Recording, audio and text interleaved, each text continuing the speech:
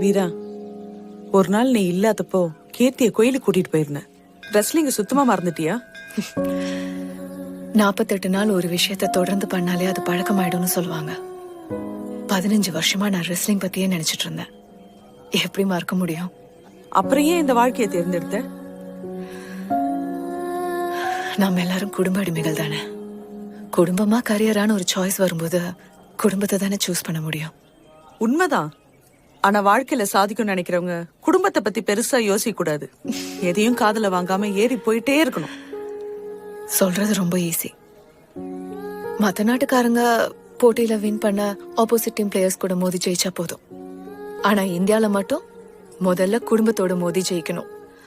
அதுலயே பாதி டயர்ட் ஆயிடும். அப்புறம் எங்க ஆப்போசிட் டீம் பிளேயர்ஸோட மோதி ஜெயிக்க முடியும்? இந்த லைஃப் உனக்கு பிடிச்சிருக்கா? எனக்கு அவரை பிடிச்சிருக்கு.